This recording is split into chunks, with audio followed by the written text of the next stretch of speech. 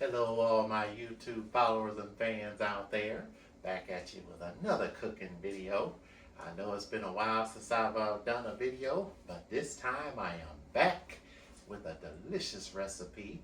A recipe that I have today. So on today's show, we're going to be making a Saltimbocca brown butter ravioli with pumpkin. On today, it's a special recipe I've had in my recipe box for a couple of decades now, and I decided to pull it out and give it a try on today's video.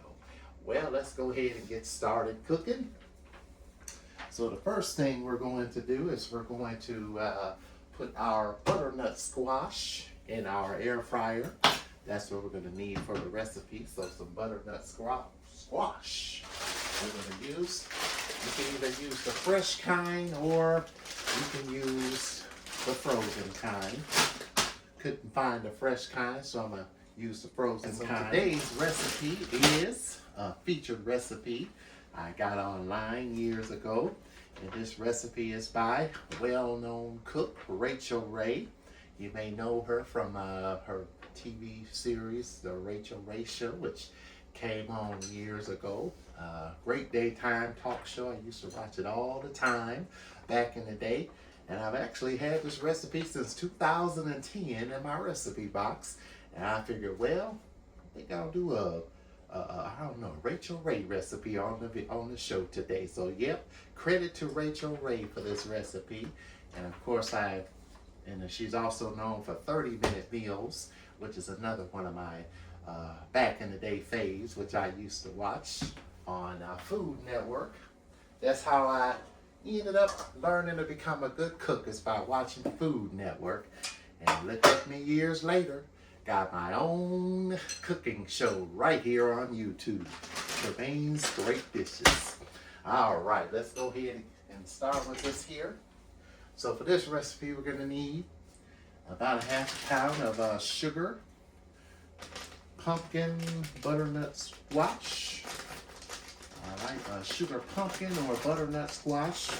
I'm going to use butternut squash. So you only need about half a pound, which is probably one bag. That should be plenty right there. We'll just use one bag. That should be good enough. And we're going to need 3 tablespoons of extra virgin olive oil, some salt and pepper. Add a little salt and pepper to this here. A little extra virgin olive oil, because this is going in the air fryer. Put some seasoning on there, some pepper. And we're going to go ahead and mix this together. And according to the recipe, it says coat pumpkin with olive oil, salt, pepper, and also a little nutmeg. I'll put some nutmeg on here. And we're going to roast for 15 minutes in our air fryer.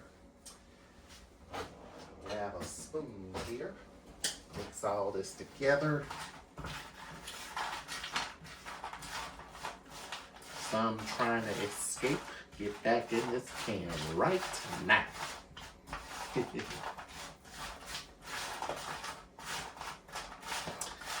All right.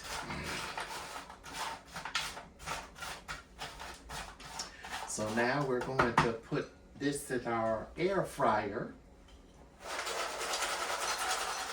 for about 15 minutes until it is nice and done.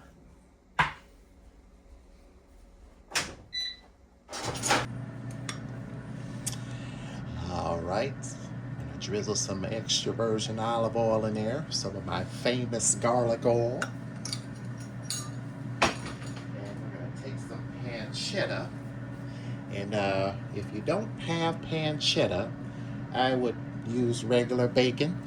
You're going to take about a few strips of bacon. I got bacon because I couldn't find pancetta, but you can use pancetta, which is according to the recipe.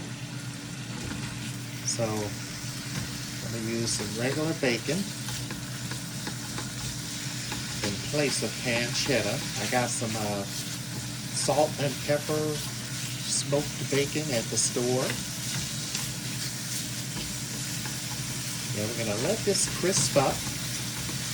And of course, the house will smell good with all this flavorful bacon.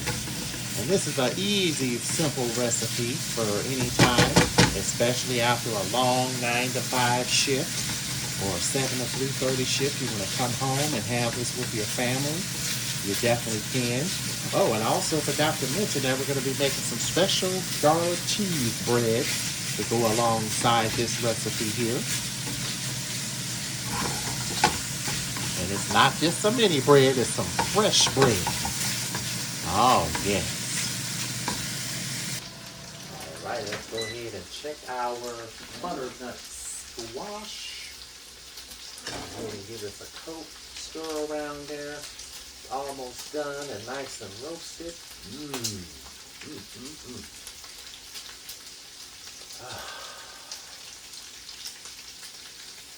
Man, I can't believe I had this for so long and didn't actually cook it at home yet.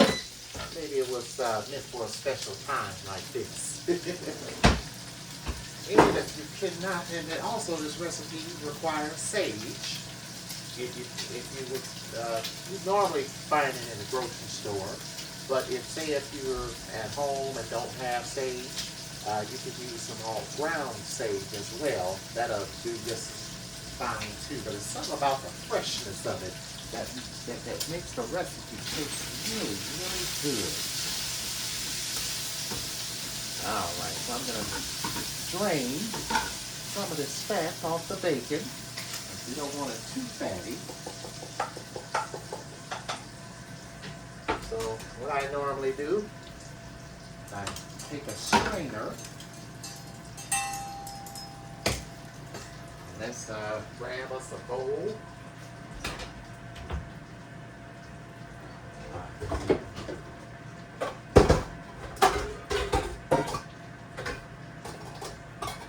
This one here will do good.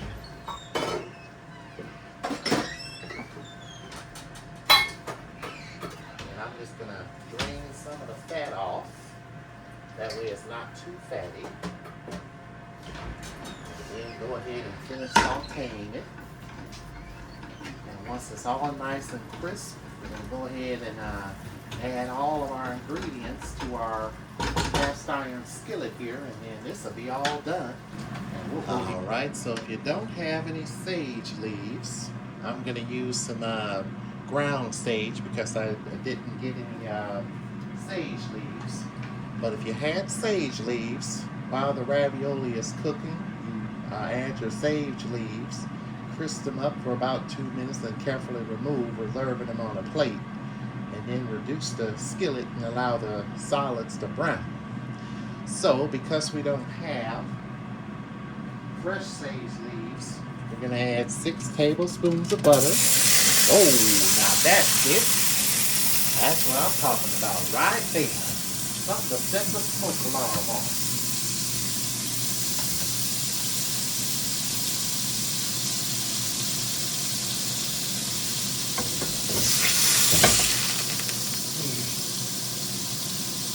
And I'm going to add some extra virgin olive oil. And I'm going to turn it, make sure the heat is way down.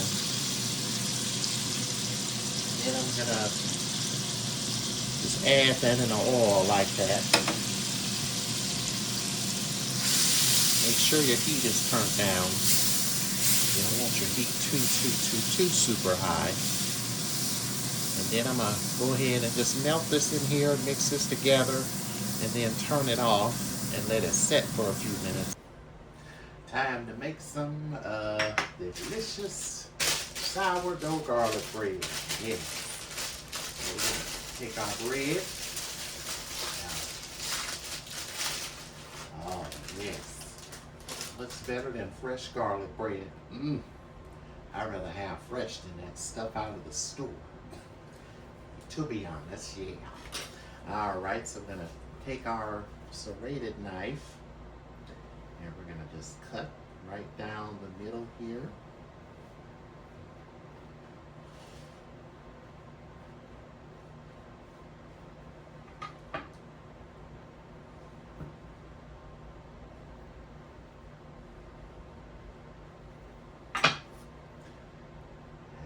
See? Oh, yes. How the garlic bread tables have turned. All right. So we take some fresh garlic. Oh, yes.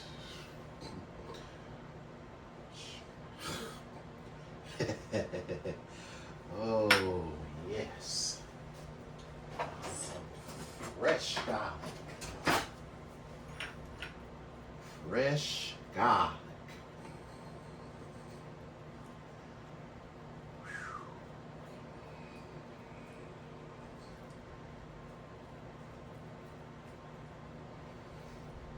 And we just drizzle that fresh. And then we'll let this toast up until it is nice and brown. Cheese is melted on it. And then I'll just leave it like that. I'm gonna cut it in half since it's going in the air fryer. I'm gonna put this in there, 350 degrees for about 8 minutes until it's nice and cooked well done. Cool enough for me to take out. Yeah. All right.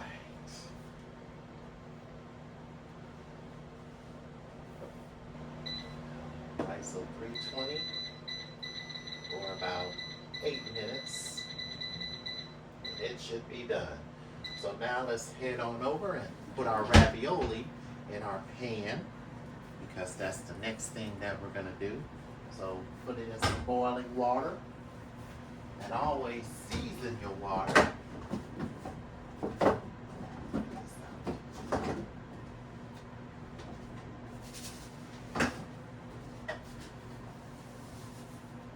Add a little salt to the water. This will help the ravioli obtain flavor as it cooks. And then once it floats to the top of the water, then it's all ready. So now we're going to coat our raviolis. And I'm going to go ahead and turn the pan off. I'm going to lightly coat them. Ever so lightly, just like this. Coat them in our sage, butter, and olive oil. And then we are all set and done. This is going to be a good dinner. I'd rather have these raviolis instead of the canned Chef Boyardee raviolis, because these here, you can do what you want with them. Flavor them up however you want. You don't always have to use pasta sauce, which is real nice.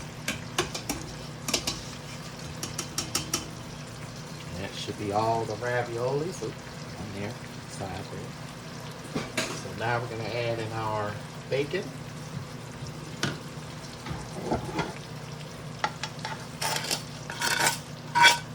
And then we're going to turn the heat off and add in our butternut squash. And the sage leaves, if we had them crisped up, then we would put them on at the end, but we don't have those, so we got it in our oil here in our seasoning. So if you can't find regular sage in a store, which you should have no problem finding it, you can use ground sage as a substitute there, or you could use, pretty sure, parsley or maybe some basil probably. You could probably substitute that as well. Add a little more salt in. And now we're at the very end, so I'm going to go ahead and turn the heat off. Cheese.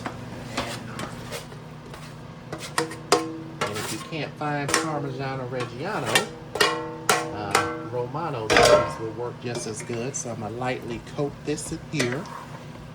Ever so lightly coat it, and look at this. Oh my. Oh my goodness. Parmesan Romano, you could use that as well. So I'm going to sprinkle a generous helping of Parmesan or Romano cheese on here.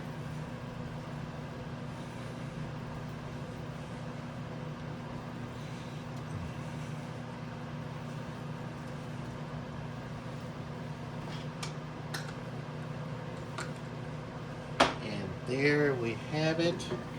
Our weekday dinner is served. This is a good meal for after that 9 to 5 shift. Oh my goodness.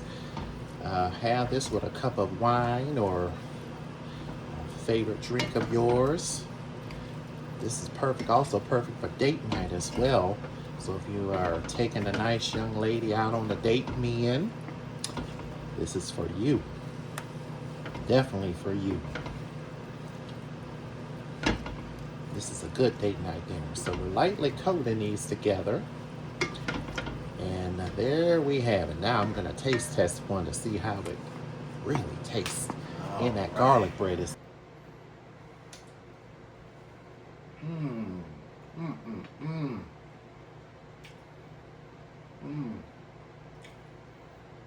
flavors are so well blended.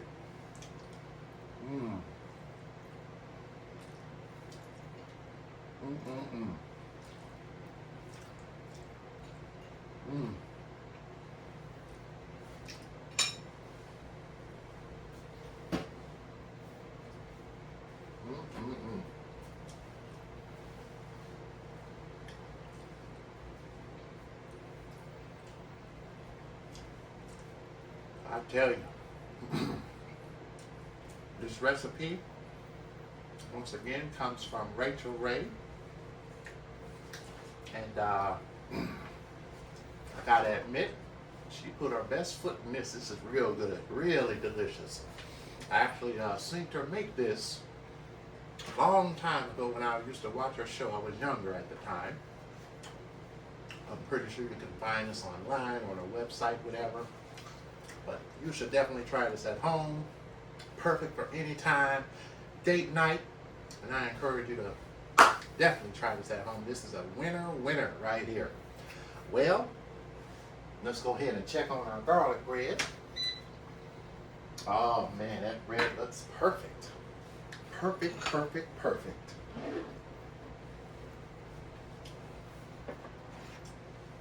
And it looks well done. Oh yes. Well, let's go ahead and plate this up and get it ready. And then we're going to go ahead and have dinner.